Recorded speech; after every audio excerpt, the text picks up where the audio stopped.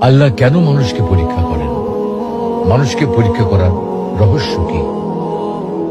পৃথিবীর প্রতিটি মানুষ, ধনী দরিদ্র অথবা মধ্যবিত্ত, জীবনে কোনো না কোনো পর্যায়ে বিপদ আপদ ও পরীক্ষার সম্মুখীন হয়। ব্যক্তিগত জীবনে, পারিবারিক বিষয়ে, সামাজিক ক্ষেত্রে, অর্থনৈতিক কর্মকাণ্ডে অথবা রাজনৈতিক জীবনে প্রত্যেক ব্যক্তিকেই কোনো না কোনো পরীক্ষার সম্মুখীন হতে হয়। মুমিন বান্দারা দৃঢ়ভাবে বিশ্বাস করেন এইসব পরীক্ষা আল্লাহর পক্ষ থেকেই করা হয় এবং তিনি যুগে যুগে প্রত্যেক প্রজন্মের মানুষকেই পরীক্ষা করেন।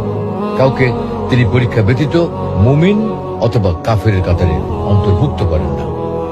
এই পবিত্র কোরআনে আল্লাহ বলছেন, আমি তাদেরকেও পরীক্ষা করেছি যারা তাদের পূর্বে ছিল।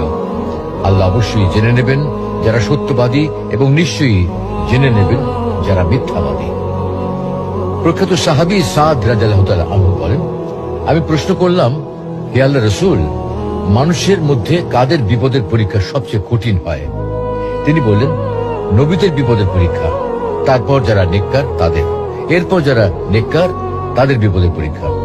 মানুষকে তার ধর্মানুরাগের অনুপাত অনুসারে পরীক্ষা করা হয়।